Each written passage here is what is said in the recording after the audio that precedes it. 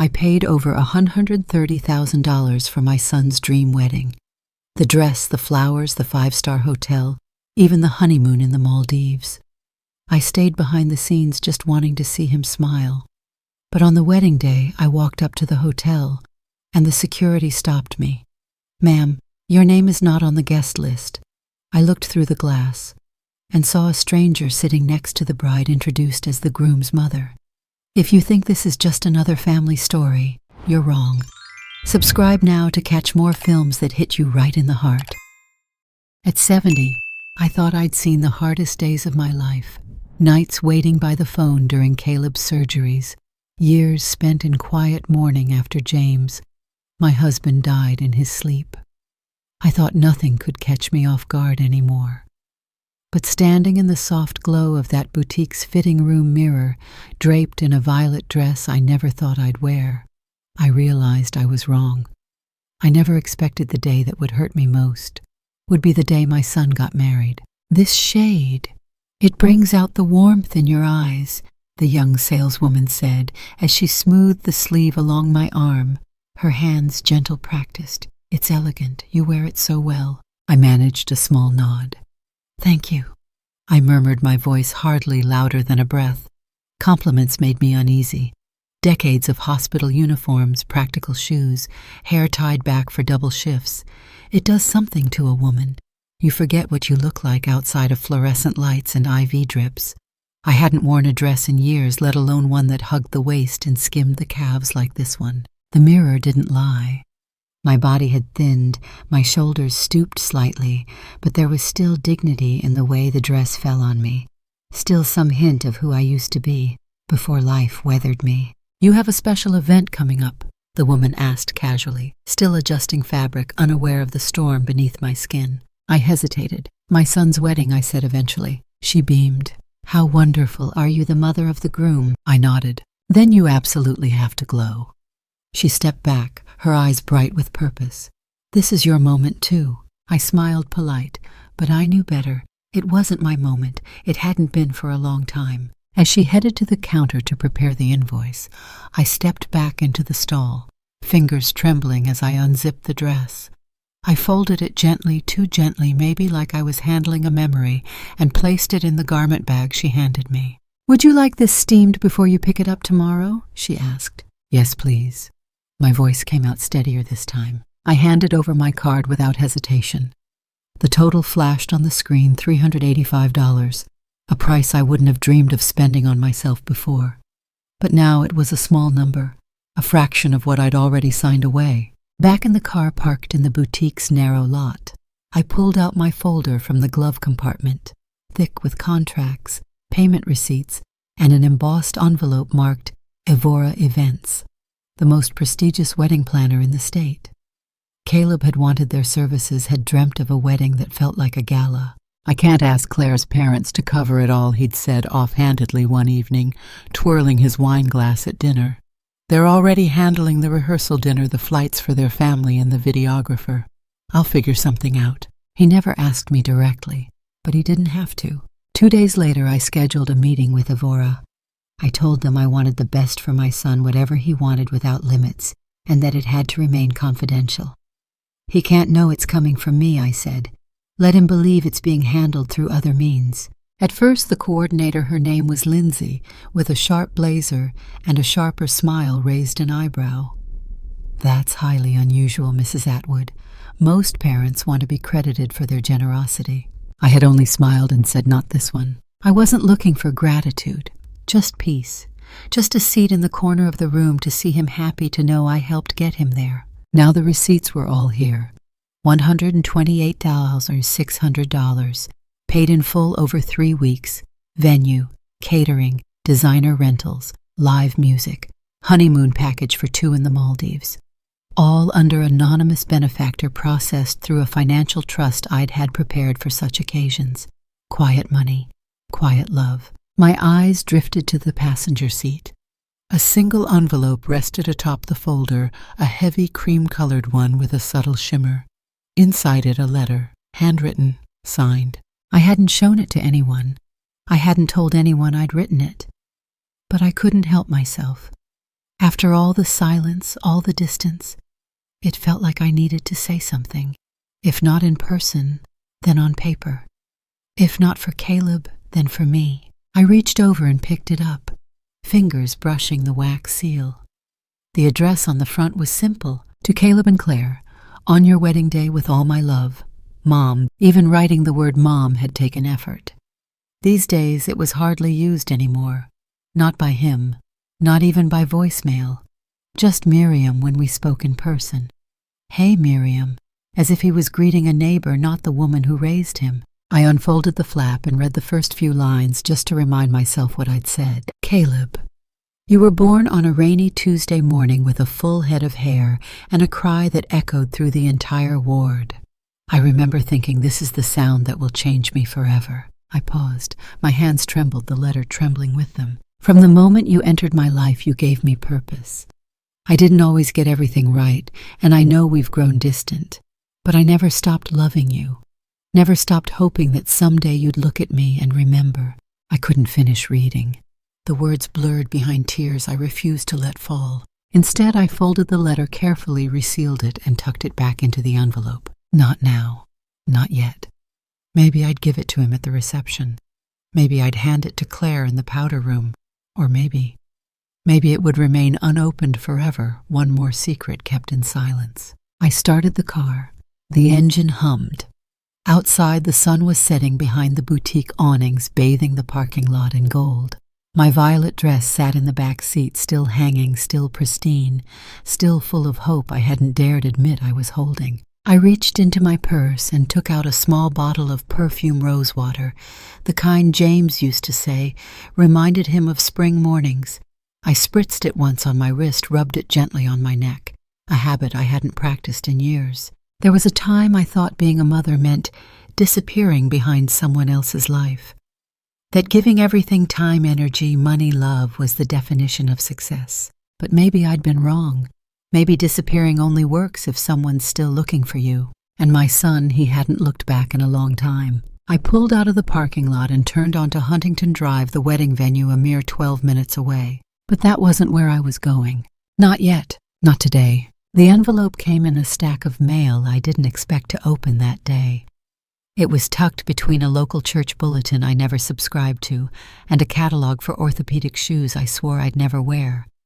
Ivory cardstock, heavy, embossed with a wax seal in deep forest green CNC intertwined in gold script. I didn't need to open it to know what it was, but I did. Inside the wedding invitation, you are cordially invited to the union of Caleb Atwood and Claire Redford at the Everwin Hotel Saturday the 22nd at 4 o'clock in the afternoon. My eyes moved instinctively down the list of invitees included on the second card, formal seating assignments, table numbers, guest titles. I scanned through twice before I stopped blinking, then a third time. Then slowly I lowered the card onto the kitchen counter and stared at the fridge. My name wasn't on it, not even as a +1. I picked it up again, ran my thumb along the edge like that would make Miriam Atwood appear where it should have been beside Caleb's name, the way it should have always been. But no, there was no Mrs. Atwood, mother of the groom, anywhere on that goddamn paper. For a moment I thought maybe it was a mistake, a formatting error. Maybe they sent me a generic version and the actual family list was elsewhere. But then I noticed the return address. It wasn't addressed to me directly. It had been sent to Mrs. Lillian Markham, my old neighbor, who must have assumed it had been included in her stack by mistake and passed it along. No mistake, just omission. I picked up the landline, dialed Caleb's number from memory. He didn't answer. I didn't expect him to. He rarely picked up unless it was text-worthy first, so I sent one. Got the invite. My name's not listed anywhere, mistake. I stared at the phone for 2 full minutes before he replied. Mom, don't make this complicated. It's already handled. That was all. Not sorry. Not I'll fix it. Just don't make this complicated, as if I were the problem. As if the absence of my name on my only son's wedding invitation was a minor inconvenience, like running out of appetizers or forgetting someone's +1. I stood at the kitchen sink, sunlight pouring in my hands, trembling just enough to feel it in my elbows. Then I took the envelope, slid it back into its slot, and walked to the hall closet. My purse was already by the door. 10 minutes later, I was behind the wheel, driving toward the Everwin Hotel, Wexler County's finest venue, polished floors and crystal walls, the kind of place you only saw in bridal magazines. Caleb had picked it out with Claire last fall. I remembered sitting across from him at brunch when he mentioned it. She's always wanted to be married in a ballroom, he'd said, not really looking at me. Something timeless, with high ceilings and gold trim. Claire's parents offered to take care of some of it. Some of it, not all. The rest, as it turned out, had come from me, but apparently money wasn't an invitation. When I arrived, the hotel lobby was gleaming with mid-afternoon sun. Valets in navy uniforms shuffled luxury sedans into neat lines. Inside, a concierge smiled politely at me from behind a gold-rimmed counter. I approached with as much calm as I could fake. "Good afternoon," I said. "I believe I'm on the guest list for the Atwood-Redford wedding." She smiled, tapped a few keys on her monitor. "Can I have your name?" "Miriam Atwood." She typed, paused, typed again. Then her brow furrowed just slightly. "Are you sure the invitation was extended to you directly?" I didn't answer immediately. I wasn't sure what to say. "I'm the groom's mother." She looked up. That made her pause. But then she smiled again, tighter this time. "Let me check with the event coordinator." I stepped aside, heart thudding. There were people milling around already, florists, dragging wheeled carts of peony servers in white gloves carrying trays of silverware to the grand ballroom. A minute later, the concierge returned with a woman in black slacks and a headset. "Hi, I'm Renata," she said. "You're Mrs. Atwood." I nodded. Her eyes darted just for a second to the tablet she held in one hand. "I'm sorry," she said, gentle but firm, "but you're not on the official guest list. Could you double-check?" "I already have. I'm afraid your name isn't registered under any table." I said nothing. Not at first. Then I took a step closer. "I paid for this wedding," I said. "The flowers, the catering, the venue. I know I'm not on some spreadsheet, but I am part of this." Her face softened just slightly, as if she were used to awkward family situations, but didn't know how to process this one. "I understand," she said slowly, "but I have to follow what's been submitted. Only those on the final list are permitted past the lobby today. I'm sorry." I nodded once, not because I accepted it, but because I was trying to keep from screaming. Then I saw her. Through the tall glass doors leading into the ballroom, Claire. She stood radiant in a champagne-colored dress, her hair swept up, surrounded by her bridal party. Beside her was an older woman in a satin blazer and pearls, her hand resting lightly on Claire's shoulder. My breath caught. They were laughing, and then Claire turned and said something that made the woman smile. A man behind them leaned over and said, "Mrs. Atwood, would you like to take a seat?" Mrs. Atwood. I froze. That woman. That stranger tall, lean auburn hair, clearly dyed last week, posture as straight as a spine board, was being introduced as me. "Would you like to take a seat, Mrs. Atwood?" And she nodded. I stared through the glass. No one else could hear the blood roaring in my ears. My body felt weightless, like my bones had momentarily abandoned structure. Someone was playing my part. Someone had been cast in the role of the absent mother, clean, proper, likely rehearsed. Someone they could explain. Someone that wouldn't upset the image Claire's parents wanted to believe in. I turned around and walked away. I didn't say a word. Not to the concierge, not to the woman with the headset. I didn't storm the room or rip up the flowers I had paid for. I didn't cause a scene. I just walked out the front door, past the valets, past the engraved fountain and the wrought iron gates, back to my car, back to the silence I knew too well. And the whole way home I couldn't stop hearing it. "Don't make this complicated, Mom." It wasn't complicated, it was simple. They didn't want me there. And worse than that, they'd already found someone to replace me. I don't remember putting the car in gear. I just remember the sound of the engine humming low, the wheels pulling out of the Everwin's polished valet circle, and my hands trembling on the steering wheel as I made the first left turn out of the driveway. It was supposed to be a quick drive home, but I didn't make it home. 3 blocks down, I pulled into the shaded corner of a municipal parking lot behind a flower shop, shifted into park, and sat. The AC hummed gently. Outside, the summer heat blurred the edges of the street signs. I stared at the dashboard clock. 3:27 p.m. The ceremony was set to begin in just over 30 minutes. Somewhere inside that glittering hotel, people were clinking champagne glasses.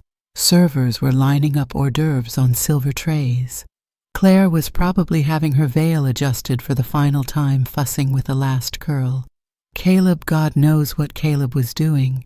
Maybe drinking, maybe laughing. And someone else, some woman I didn't even know, was sitting in a chair that should have had my name on it. The pain wasn't sharp. It was slow and nauseating, like a fever settling into your bloodstream. I felt it rising from my stomach to my throat, tightening everything until breathing became an effort. I rested my forehead against the steering wheel, closed my eyes, and let the silence soak into my skin. And then I cried. I didn't sob. I cried the way women cry, when they've held it in for too long, without sound, without movement. Just tears carving quiet rivers down their cheeks, sliding past their jaw, disappearing into the collar of their blouse. Not from surprise, not from heartbreak, but from a betrayal so deep it rewrites your bones. I cried for the woman I used to be. I cried for the years spent staying quiet. I cried because I had paid for my own erasure. Then something inside me shifted. Not like a revelation, not like some grand awakening, just a slow, cold clarity. Like when you realize the house you've built is on fire and you finally decide to stop trying to save it. I reached for my phone. My hands were still shaking, but I knew exactly what I needed to do. First, call the bank. Ms. Atwood, the representative said, after a short verification process. His voice was polite, rehearsed. How can I help you today? I cleared my throat. I need to speak to someone in charge of my discretionary trust account. Immediately. Certainly, give me one moment. I waited. My eyes watched a young couple walk into the flower shop ahead of me, laughing, arms looped together like ivy. Miss Atwood. This is Richard, Senior Account Manager. I understand you need assistance with your trust. Yes. My voice was cool, precise. I need to freeze all pending payments scheduled from the account ending in 7438, effective immediately. Of course, he said, sounding slightly concerned. May I ask the nature of the freeze? There's been a fundamental change in the reason those payments were authorized, I said. The services are no longer required. A pause. Just to confirm, he said cautiously, you're referring to the scheduled wedding disbursements? Yes, all of them. The Everwin Hotel, Evora Events, Golden Fate Catering, Rose Mint Florals, and the honeymoon package to the Maldives. That's quite a few transactions. Let me pull up the ledger. I could hear his fingers clicking across the keyboard, and then the slight intake of breath as he scanned the totals. I see here a remaining balance of $62,400 set to be finalized by 8:00 p.m. tonight, with deposits already processed totaling over $70,000. I want all remaining payments stopped, I said firmly. Whatever penalty applies, I accept. Just freeze the account. Yes, ma'am, he said slowly. I'll need to escalate this to our legal division just to ensure no third-party violations, but I can halt authorizations immediately from our side. Do it. I ended the call before he could say anything more. I didn't need apologies. I didn't need red tape.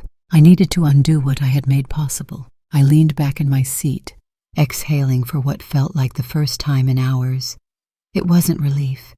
It was something colder, like standing in the ashes of something that once held value. But I wasn't finished. Not yet. I opened the glove box again, pulling out the heavy ivory envelope I had meant to give to Caleb at the rehearsal dinner, a dinner I was never invited to. I tore it open with steady hands. Inside was the letter I had written weeks ago, every word measured with trembling hope. I had read and rewritten it dozens of times. Now I opened it one last time and started to write something new. I pulled out a pen from my purse. On the back of the original message, I scribbled a note in handwriting sharper than it had any right to be. Claire, you don't know me, not truly. We've shared small talk at brunches and polite nods at holiday dinners. But there are things you need to know before you marry my son. And there are things I need to say not as a warning, but as a mirror. I am the woman who raised Caleb through night fevers and lost jobs. I'm the one who taught him how to spell integrity before he knew what it meant. I'm also the woman he erased when he thought her existence no longer served his image. That wedding you're walking into, it was paid for by me, every fork, flower, glass of champagne, but I'm not on the guest list. Instead, another woman has been placed in the seat that should have had my name. For show, for your parents, for the optics, This isn't a plea for sympathy. It's a reminder when someone is willing to lie about blood, they will lie about anything. The mask Caleb wears today, it's polished, it's convincing, but it's not real. Ask him who signed the venue contract. Ask him who cleared the Maldives deposit. Ask him why the real Mrs. Atwood is sitting in a parking lot 3 blocks away. I hope you have the courage to ask questions and the strength to live with the answers. Miriam Atwood. I sealed the letter. Then, with fire moving through my veins, I drove back to the Everwin. This time I didn't walk to the front desk. I waited by the service entrance. I spotted a server, young, nervous, balancing a tray of dessert spoons as he stepped outside for a breath. "Excuse me," I called gently. He jumped, nearly dropping the tray. "I'm not going to cause trouble," I said. "I just need a favor." He blinked. "Okay. Do you know Claire Redford?" "The bride." He nodded. "Of course. Please deliver this to her, discreetly. No one else. Just her. It's urgent." He stared at the envelope, then at me. There must have been something in my eyes, pain maybe, or something darker, something permanent. "I'll try," he said at last. "No promises." "That's enough," I whispered. I watched him walk back inside, slipping through the silver doors like a ghost. Then I turned, and I walked away from the hotel for the last time. I didn't look back. Behind me, a mask was cracking, and somewhere inside those walls a fire had just been lit. The ballroom glimmered like a dream. Hundreds of votive candles flickered on white-clothed tables. Gold-rimmed dinnerware sparkled beneath the soft throb of crystal chandeliers. A 6-piece string ensemble played the final bars of Clair de Lune as guests turned toward the front, where the arch of imported orchids stood tall and trembling in the subtle breeze of air conditioning. Claire Redford stood beneath it, still radiant spine straightened by years of etiquette and rehearsal dinners. Her dress, a sleeveless mermaid silhouette, clung perfectly to her body, hand-stitched by a Parisian seamstress her mother insisted on flying in. Her veil glimmered faintly under the spotlight. Makeup flawless, smile faint but gracious. She looked the part of the perfect bride, except her fingers trembled. In her left hand, hidden behind her bouquet, was a sealed envelope. Thick ivory, no return address. It had been slipped to her 15 minutes ago by a wide-eyed waiter who had whispered, "For you, ma'am." From someone. She'd barely registered his voice, too distracted, too rehearsed, too dizzy from the sheer noise of it all. But something in his urgency had made her take it, and something in her gut told her not to ignore it. So as guests settled in, as Caleb took his place beside her in his tailored tuxedo, as the officiant began his opening lines, Claire lowered her bouquet and opened the letter. It took less than 30 seconds for her world to tilt. By the end of the first paragraph, the oxygen in the room had thinned. She blinked again, tried to refocus, but the words were etched so clearly they might as well have been engraved into her skull. "Claire. You don't know me, not truly. We've shared smiles, nods, a few polite conversations. But I am Caleb's mother, the one not sitting in the second row, the one not on your guest list, the one who paid for every glass of champagne your guests are about to raise." Claire's breath caught in her throat. Caleb glanced sideways, sensing the tension in her stance. "You okay?" he whispered. She nodded faintly but didn't look at him. Her eyes dropped back to the page. "I know today is meant to be beautiful, but beauty built on lies always crumbles. There are things you deserve to know about the man standing beside you and the mask he wears so well." She read faster now, her fingers tightened around the page. "Caleb is over $90,000 in debt due to gambling, sports betting, mostly some online poker. He's hidden it well, transferred balances between cards, shifted names on the leases. He once forged my signature to take out a personal loan. That's how I found out." He cried, promised it would stop. It didn't. 2 years ago, he was suspended from his job at Dayton and Rothwell for falsifying a client's liability numbers. They called it administrative leave. He told you he left for a better offer. There was no offer. He spent 6 months unemployed while I covered his rent silently because I couldn't stand the thought of him losing everything. After his father died, something changed in him. He grew colder, hardened. But I told myself he was grieving. I waited. I hoped. And when he said he'd found someone, found you, I thought maybe finally he'd start again. So I gave him a gift. I paid for this wedding, quietly, fully, because I wanted him to have the life he pretends to have. I thought maybe if he felt like a man of honor, he might become one. But then he erased me, not by accident, deliberately. Claire's vision blurred. Her throat burned. She could hear the officiant still speaking, voice distant now like someone underwater. He didn't just leave my name off the guest list. He replaced me. Sat another woman in my seat. For show. To sell an illusion to your family. To make them believe he was built from something better. That's who you're marrying. Her hands shook. Her eyes moved down to the final lines. You're entitled to a fair start, Claire. Not a performance. Not a lie. And if no one else has the courage to say it to you before the vows are exchanged, then let it be me. I wish you a life full of honesty, even if it begins with heartbreak. Miriam Atwood. Claire folded the letter slowly. Then she looked up. The officiant had just asked Caleb if he would take her hand. Caleb was smiling, oblivious. Her mother was dabbing tears in the front row.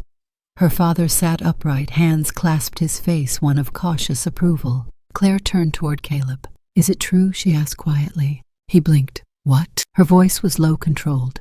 Is it true? She repeated. He hesitated too long. Claire, this isn't the time. Her voice sharpened, piercing the hush of the hall.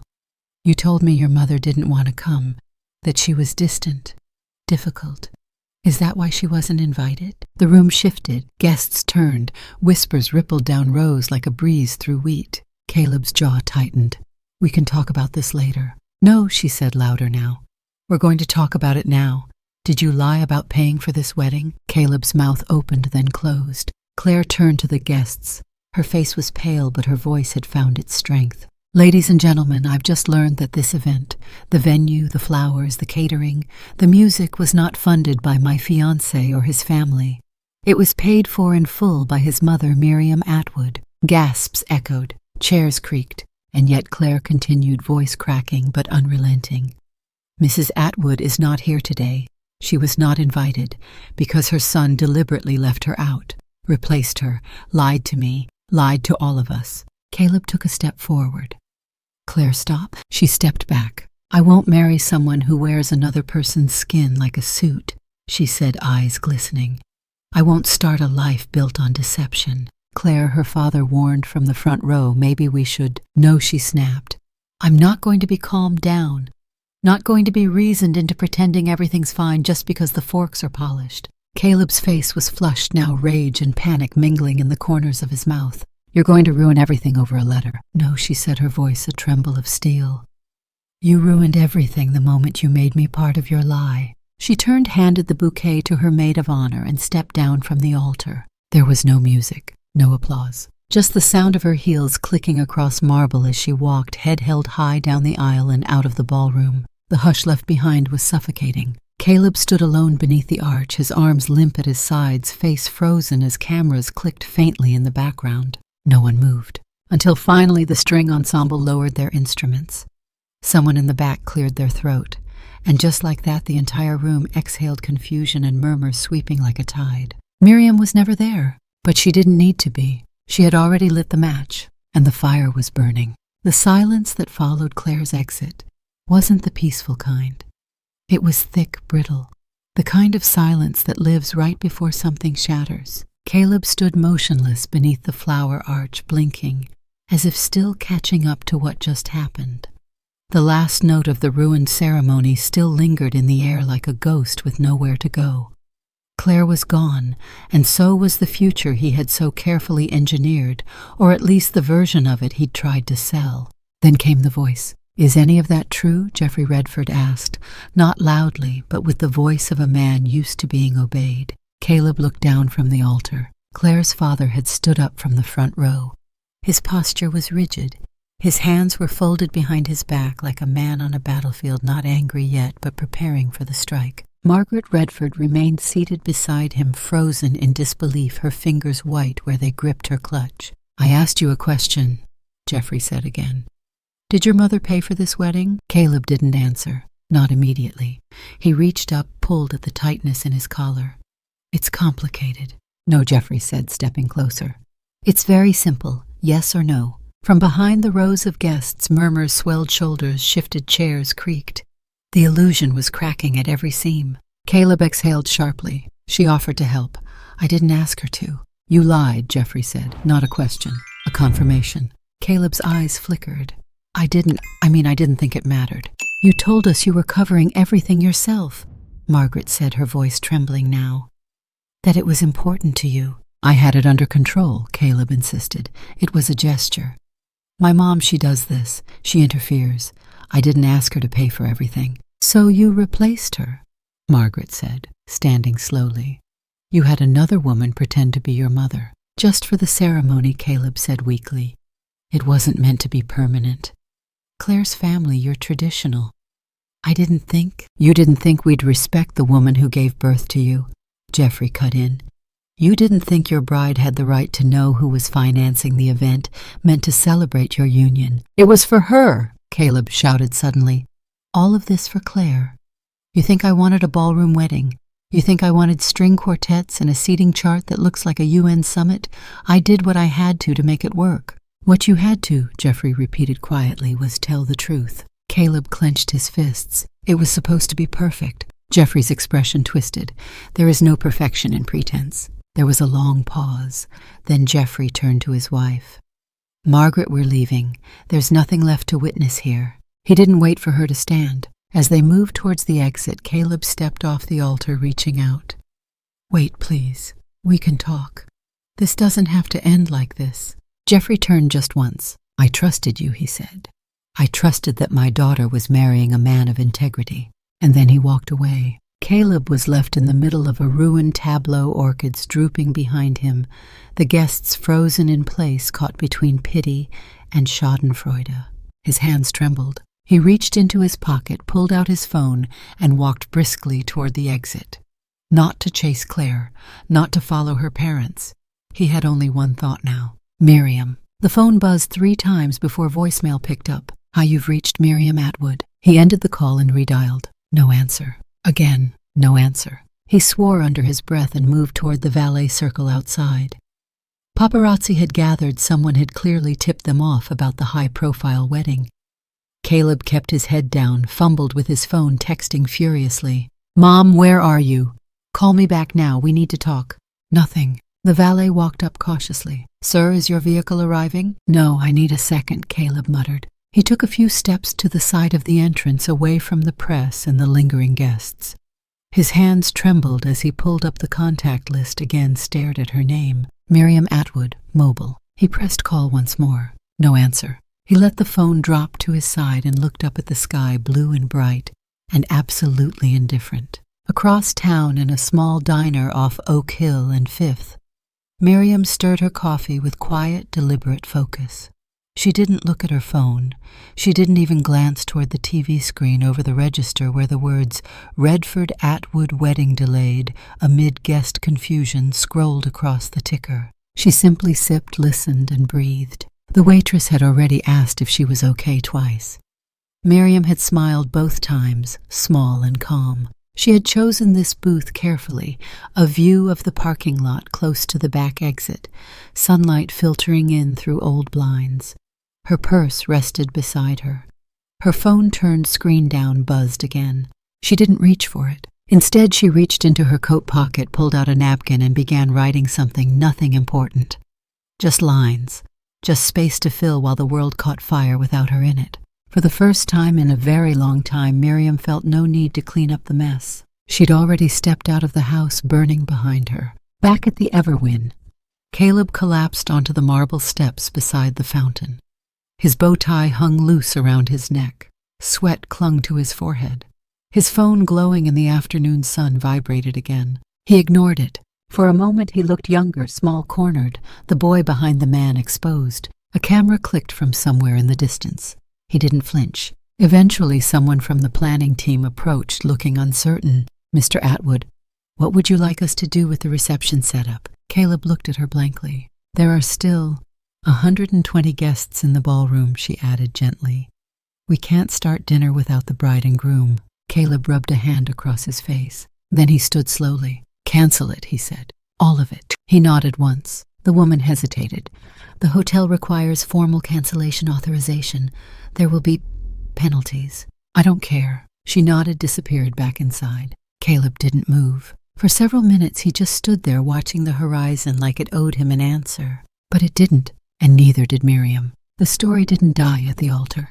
It ignited there. By morning it had made the rounds online, on air, in whispers behind office cubicles and inside country club locker rooms. The wedding that didn't happen. The mother who wasn't there. The envelope. The public walkout. The bride vanishing in her own heels. And the man left standing beneath a $30,000 orchid arch, wearing someone else's story like a rented suit. The headlines came with fangs. The wedding that wasn't socialite, Claire Redford walks out on groom after stunning revelation. Fraud family and the fallout. Who is Caleb Atwood really? Maid of dishonor, mother of the groom exposes dark secrets before vows. Claire's family, once the image of restrained affluence, found themselves dragged across every media outlet from the Herald to late-night television. Her father's hedge fund was now the subject of curious speculation. Anonymous posts popped up on finance forums. If he couldn't vet his own son-in-law, what does that say about his due diligence? The Redfords, mortified, went underground. Meanwhile, Caleb's phone went silent. Not from lack of messages, but from withdrawal. Friends who had once filled his weekends with golf trips and destination birthdays no longer answered. Group chats dried up. Even Gavin, his oldest friend from college, sent a one-line text. "Bro, what did you do?" His inbox was an autopsy report on a dying reputation. And then came the call from HR. "Caleb," the woman said politely, "we'll need you to stop by this afternoon. Bring your company ID." "What's this about?" "We just need to discuss a few items with you in compliance." "Can't it wait until Monday?" A pause. "No, Caleb, it can't." At 2:45 p.m. he walked into the Dayton and Rothwell glass lobby. At 3:03 p.m. he walked out, pale and silent, cardboard box in hand, badge confiscated. The word suspension never sounded quite so final. He sat in his car for nearly 20 minutes, the box unopened beside him, before pulling out his phone again. Still no reply from Miriam. Still no sign of Claire. And everything was now slipping through his fingers. That's when something inside him cracked. At 5:21 p.m., the front door of Miriam's small craftsman home on Fairhill Lane swung open so violently that the hinges screamed. Miriam didn't flinch. She stood in her kitchen quietly chopping parsnips, as if the world weren't burning at her feet. "Are you proud of yourself?" Caleb's voice exploded into the air. "You smug now, Mom. Feel like you finally won." She didn't turn around. "Dinner's not for you, Caleb." "I don't care," he snapped. "You ruined my life." Miriam placed the knife down gently, turned, faced him. Her hands were steady, her eyes steel. "You ruined your life, Caleb," she said evenly. "I just stopped cleaning up the mess." He laughed, a bitter, disbelieving sound. No, you planned this. You waited. You wanted to humiliate me." "I wanted the truth to surface before someone else became your next casualty," she replied. He stormed into the living room, sweeping his arm across the console table crash. Family photos fell. A framed ultrasound of him from 1988 shattered on the hardwood. She didn't move. He grabbed a glass off the coffee table, hurled it into the fireplace. "Fix it," he screamed. Miriam slowly stepped into the room, calm as snowfall. "I can't fix who you chose to become. You made this happen." He was seething now, pacing. "You think writing some dramatic letter makes you a saint? You went behind my back." "I went around your lie," she said. "There's a difference." He turned, eyes wild. "Do you know what they're saying about me? I'm suspended. Redford's suing me for misrepresentation. My friend's gone. Claire gone. You destroyed me." Miriam walked toward the mess on the floor, knelt, picked up a shattered photo frame. It was one of the few left of them, Caleb at 6, smiling at his birthday party, frosting on his cheek, his hand in hers. She stared at it for a long moment. Then she stood. "I didn't betray you, Caleb," she said, voice low, final. "I just stopped pretending you still knew how to love me." He froze. That sentence, so clean, so bare, hit harder than any slap. "You think I don't love you?" he whispered. The anger suddenly sucked out of his lungs. Miriam stepped closer, not cruel, not soft, just true. "I think you love a version of me that stays quiet. One who pays your debts without question. One who disappears so you can impress the Redfords. She tilted her head slightly. But the woman standing here, the one who watched you replace her with a stranger, she's not that version. She's real. And she's finished letting you pretend she's invisible. Caleb's chest heaved. I needed help. You needed help years ago, she said. And I gave it. Again and again. But this was something else. This was you manipulating people you said you loved. That's not weakness. That's cruelty. He lowered his gaze. For a moment he looked like the boy she once cradled. And then the anger returned quiet, this time laced with shame. I could lose everything, he muttered. Then you'd better decide who you are without it. He looked around the room, the toppled lamps, the broken glass, the pieces of himself littered across his mother's home. And then for the first time in years he left without slamming the door. Miriam stood still. Outside the sun had begun to set, its golden light spilling across the kitchen counter, catching the edges of the parsnips she had been slicing before her son came storming in. She picked up the knife again and started chopping, one quiet breath at a time. The coast was quiet in November. Wind moved slow here, nothing like the chaos of Wilmington or the echo of chandeliers crashing. Just breeze and salt and sand, the kind that clings to your ankles and refuses to let go. Miriam arrived with no luggage except a duffel bag, 3 books and a worn green sweater she hadn't worn since before Caleb went to college. She checked into a small inn near the dunes, the Lighthouse Guest House, a weathered place run by an older couple who didn't recognize her from the headlines and wouldn't have cared if they did. She didn't use her real name at the desk, didn't turn on the television, didn't open her phone until the second night, when the sky turned a deeper indigo than she remembered, and the stars hung lower than she thought possible. That's when the screen lit up. Claire Redford, 8:14 p.m. I want to meet you. Just 6 words, no punctuation, no accusation. Miriam stared at it for a long time. Her thumb hovered not over the keyboard but over herself, her hesitation, her history, her hope that something true might still be born from the ashes. She typed back where. They met the next afternoon near the water. A wooden bench sat half buried in dune grass, looking out to the horizon. Claire was already there when Miriam arrived, dressed simply, jeans, gray sweater boots. No makeup, no handlers, no trace of the woman who once looked like she belonged to a magazine cover. Miriam approached slowly, unsure whether to sit or stay standing. Claire answered that by sliding to the side. They sat in silence for a long time. Wind danced between them. The sound of waves filled the space where words refused to come. Finally, Claire spoke. I couldn't sleep for 3 nights. Miriam nodded. Me neither. Claire turned slightly. You didn't come to ruin the wedding, did you? No, Miriam said quietly. I came to stop a mistake. Claire didn't respond right away. Her eyes were on the water, but her thoughts were elsewhere. I didn't see it, she said. The debt, the lies, all the signs you probably saw from miles away. You saw what you needed to see.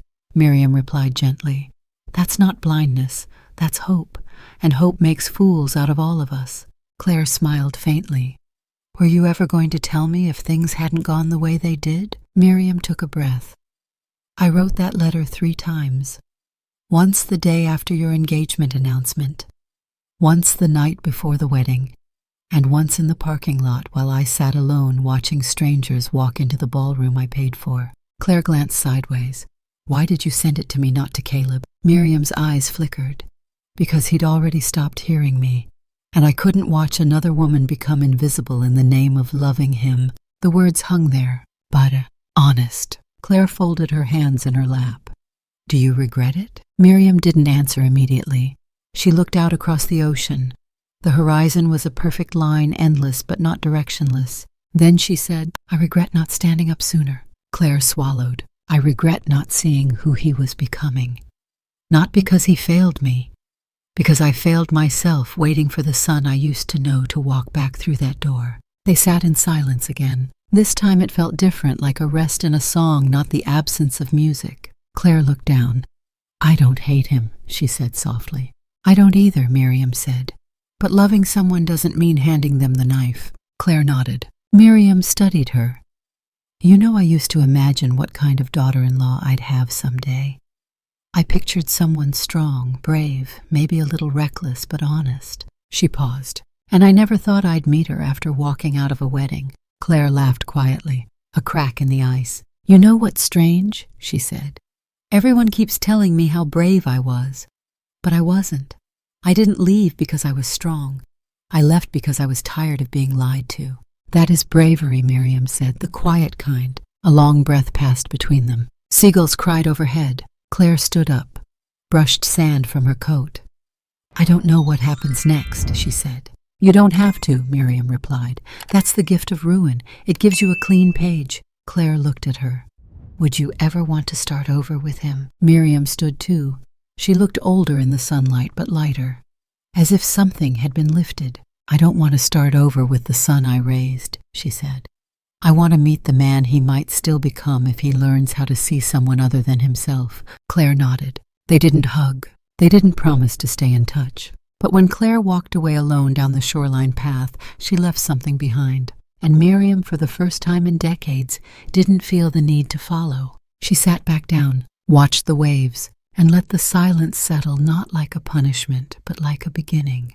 There's a house on Landale Street that never used to matter. An old brick structure with peeling shutters and a faded porch swing that hadn't moved in years. Most folks passed it without noticing. To them it was just another ghost in a neighborhood slowly forgetting itself, until Miriam bought it, not with pride, not with vengeance, but with intention. She didn't change the bricks. She didn't repaint the shutters. She left the cracks in the sidewalk leading to the door, because it mattered that it looked like what it was. Something lived in, something earned, something that held stories even when no one was listening. The sign went up 2 months after the wedding that wasn't. A hand-carved plank of wood etched in soft green paint, the olive circle. For women who've been left behind. No tagline, no nonprofit slogan, just the truth. The women came quietly, one by one. Some walked with canes. Some didn't walk at all. Some arrived with grown daughters who didn't stay long.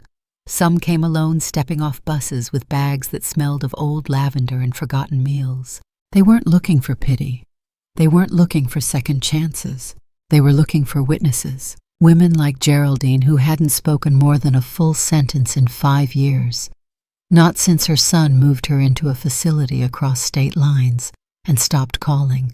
Or like May, whose grandchildren lived 10 minutes away but hadn't visited since 2019. Or like Bernice, who'd spent her whole life raising boys and burying silence until her husband passed and her name stopped showing up on Christmas cards. They came with their grief folded into small purses.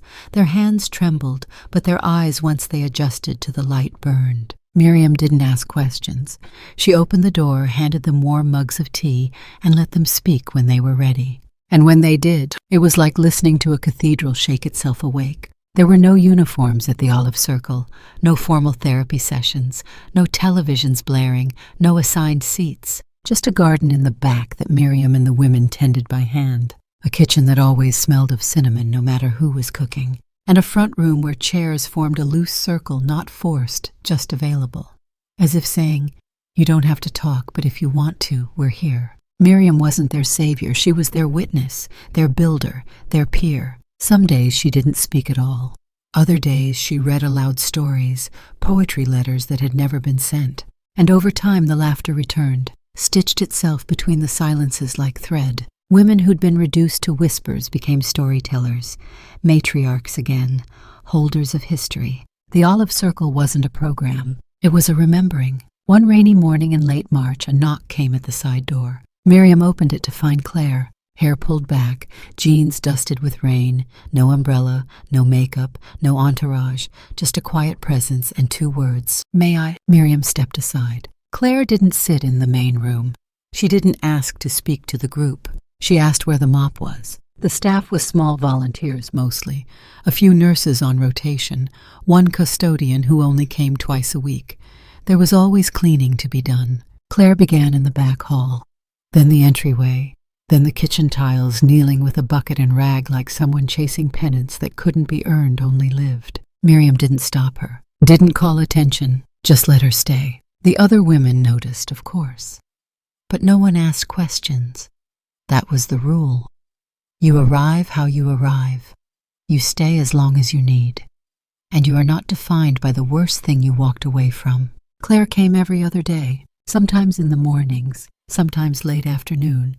She never missed the garden rotation even when it rained. She didn't speak much, not about Caleb, not about the wedding, not about what came next. But one afternoon, as she was washing out the tea kettle by the sink, she looked at Miriam and asked, "Why olive?" Miriam smiled. "Because they grow even in drought. Because they've fed the poor and crowned the powerful. And because when the world ends, it's said an olive tree will still bear fruit." Claire turned that over in her mind for a while, then nodded, fitting. That was all she said. But the next morning she brought a small jar of olive oil and left it on the windowsill without a word. Weeks passed. Claire moved from cleaning to organizing supply shelves, then to helping Geraldine write letters to her son, then to teaching May how to navigate the settings on her new hearing aid. She never asked for recognition, never brought cameras, never spoke her last name. She was just Claire, the woman who walked away from a diamond-studded illusion and walked into a room full of women who'd never had the chance. And Miriam, for all her history, for all her loss, began to see something forming in the quiet. Not a replacement for the life she lost, but a community made from its remnants. That's the thing about healing. It rarely announces itself. It just shows up in the form of small mercies, like someone wiping down windows without being asked, like two women weeding side by side without needing to fill the silence, like a cracked porch swing finally swaying again slowly, gently, as if remembering the rhythm of being held. It was a Tuesday. Gray sky, sharp wind, the kind of weather that carried warnings even when it wasn't raining. Miriam had just finished watering the rosemary beds outside when she saw a black Mercedes pull up to the curb. No call, no warning, just the sound of expensive tires on cracked concrete. The engine didn't shut off, and from the driver's side stepped Caleb. Hair styled too carefully, jacket too crisp for a man whose life had unraveled, but the eyes bloodshot, tired, full of something that had nothing to do with remorse. He didn't walk toward the garden, didn't look around. He made a straight line for the front door of the olive circle and pushed it open like he still owned something. Miriam met him inside. She didn't flinch, didn't smile. She simply dried her hands on a dish towel and waited. "You posted it," Caleb said. His voice was sharp, not loud, but jagged like glass under pressure. "I don't know what you mean," Miriam replied. "You know exactly what I mean," he snapped. "The essay, the one about the mother who paid for the wedding and wasn't invited." She held his stare. "I didn't use your name," she said, "or Claire's, or theirs." "You didn't have to," he barked. "You think people didn't connect the dots? You think I'm not getting death threats? My LinkedIn's flooded with hate. My firm won't reinstate me. You wrote that and the world ate it alive." She folded the towel, placed it on the counter. "I wrote the truth," she said. He stepped closer. "You need to take it down." "No." "Do it," he said, jaw clenched, "or I swear to God I'll sue." "You have no case," she replied calmly. "You'd have to prove defamation. And to do that, you'd have to admit who you are." His face twisted. "So that's it. You're just the voice of every forgotten mother now." "I'm one voice," she said, "among many." He shook his head. "You're enjoying this, aren't you?" "No," she said. "I'm grieving it. Still. But I'm not ashamed of it anymore." Caleb laughed bitterly. "You destroyed your own son to become a saint for a bunch of strangers." "I didn't destroy you," she said, her voice suddenly sharper than before. "I gave you every chance, every warning, every lifeline. You cut them yourself."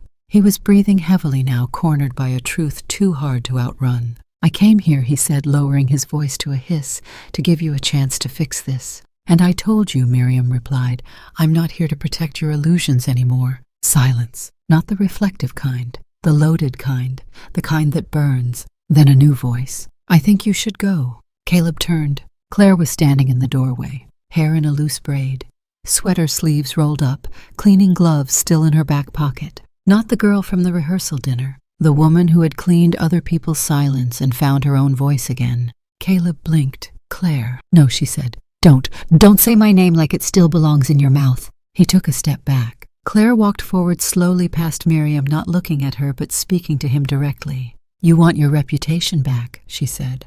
"Try starting with your character." His mouth opened. She didn't let him speak. "You lied to me. You lied to your mother. You lied to yourself. And now that it's all catching up to you, the only thing you can think to do is silence the one person who never stopped loving you, even when you didn't deserve it." He looked away. Claire kept going. "I don't hate you," she said, "but I see you now. All of you. The entitlement, the spin, the way you weaponize shame. It used to scare me. Now it just makes me sad. She stepped closer. But more than that, it makes me tired. He turned his face toward her. Something behind his eyes pleaded. Claire looked at him not cruelly, but like someone finally closing the door to a story they didn't write. I hope someday you change, she said.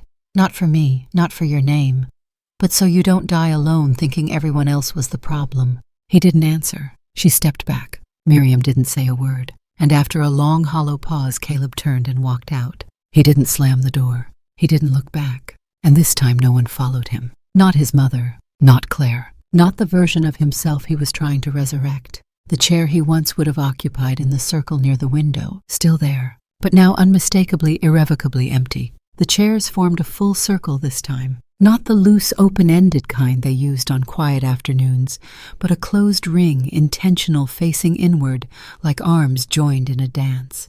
The kind of shape that says, no one is outside this story anymore. It was the first gathering of the Olive Circle's new chapter. Not a fundraiser, not a press event, just a community night, stories, food, a few nervous jokes. Some women brought their grandkids. Some brought poems folded like prayer. One brought a box of crocheted hats. Miriam didn't plan a speech. She just wanted people to come, but by 6:04 p.m. the front room was full. Claire arrived early, helping set chairs, placing pitchers of water on the windowsills, lighting beeswax candles. She didn't dress up. She didn't hide either. When someone asked if she was the Claire from the story, she nodded once, smiled, and kept wiping down the table. At 6:17, Miriam stood. She looked out across a sea of worn hands and weathered eyes, of wisdom that had lived in shadows too long. She didn't say welcome. She said, "Thank you for not giving up," and sat down again. The room was still. Then softly Claire stood up. "I didn't grow up with strong women," she began. "I grew up with wealthy women, polished women, women who knew how to wear silence like jewelry. Beautiful but heavy." Some of the women chuckled gently. Claire glanced at Miriam, then back to the circle. "I didn't know what strength looked like until I met someone who had every reason to vanish and didn't." She paused. Someone who wasn't invited, who wasn't celebrated, who wasn't even called mother on the day she should have been seated in the front row. A hush fell over the room. Claire's voice didn't rise, it deepened. But instead of rage, she wrote. Instead of revenge, she told the truth. Instead of hiding, she opened a door that most people wouldn't even knock on. She turned now fully to Miriam. "I came here looking for a way to feel clean again. I found her scrubbing sinks." Laughter, gentle but full. "I came here with shame," Claire continued, "and she gave me a broom, not a sermon, a chair, not a stage, a place to start over." Miriam looked down, blinking something away. Claire stepped forward now. No paper, no pretense. "She doesn't like to be called a hero," Claire said, "so I'll call her what she is instead." She turned back to the group. "She's a farmer of second chances." A murmur, a soft gasp. Claire sat down. Silence followed. Not emptiness, ripeness. Then a chair creaked. It was Edna, 83, tall, sharp-tongued, the one who wore lipstick to breakfast and refused to drink decaf. Most of them knew her story. Some had lived parts of it themselves, but no one had heard her speak in the circle. Not yet. She stood slowly. Her hands trembled, but her voice didn't. "I didn't come here to make friends," she said. "I came because my son told me I needed structure. I think he meant storage." Laughter rippled light and knowing. Edna nodded toward Miriam. "I tried to die last year. The room went still. I had the pills. I wrote the note. I even cleaned the kitchen because I didn't want to leave a mess." A few women reached for tissues. Edna's voice cracked, but only once. "But something stopped me. And I didn't know what it was until I came here and saw her sitting alone writing name tags no one asked her to make." She stepped into the center of the circle. "Miriam," she said, voice thick, "you didn't save me. You did something worse." Pause. "You made me want to be saved." And with that she walked over, bent her stiff frame, and wrapped Miriam in a hug that did not end quickly. The whole room rose in one breath. Some women clapped, some cried, and some simply sat there remembering how it felt to matter again. Outside the wind picked up, but inside the olive circle something deeper stirred. Not just healing, inheritance. The wall was full now, a mosaic of faces not framed, but pinned like memories in motion. Smiling women, teary-eyed women, women caught mid-laugh or mid-thought women holding watering cans or tea mugs or one another's hands. Some photos were taken in the garden, others in the front room during late evenings or soft mornings. There were birthday snapshots, reunion hugs, and one grainy picture of Edna holding up a pie like it was a trophy. Miriam sat across from them. Her chair was old but firm, just like she liked it. Her tea sat cooling beside her untouched, and in her hands rested a small envelope, ivory embossed, unmistakably formal. She hadn't opened it yet. She didn't need to. The handwriting was Claire's. That much she knew even before she spotted the neat calligraphy spelling her name. Mrs. Miriam Atwood, honored guest. She let her fingers glide over the curve of the letters. A wedding, not Caleb's. Claire's. To a man she'd met through volunteer work. A physician who ran clinics for women in remote regions. Quiet, steady, the kind who didn't speak over people but beside them. Claire hadn't spoken much about him, only that he listened and stayed. Miriam smiled softly, the kind of smile that doesn't lift the face so much as soften it from the inside. She opened the envelope. Inside the invitation, minimalist, beautiful. No extravagance, just names, date, place, but one line in bold caught her breath. Reserved seating for Miriam Atwood, mother of the heart. Her eyes stung, but she didn't cry. Not this time. She turned toward the wall of faces again. Some of those women had buried children. Some had been forgotten by them. But here in this place, in this circle, they had been seen. Miriam stood, walked over, and adjusted one photo slightly. It was tilting. She straightened it gently. A woman named Florence, smiling with a garden spade in hand, dirt smudged on her chin. Then she whispered not to Florence but to herself. Not everyone who gives you life is meant to stay in yours. She paused. But the ones who choose you, those are the ones you hold on to. Her fingers grazed the bottom frame. Then she turned back to her chair, the envelope now resting on her lap. For the first time in years, there was no empty chair beside her, and no one dared try to fill hers with a stranger's face ever again.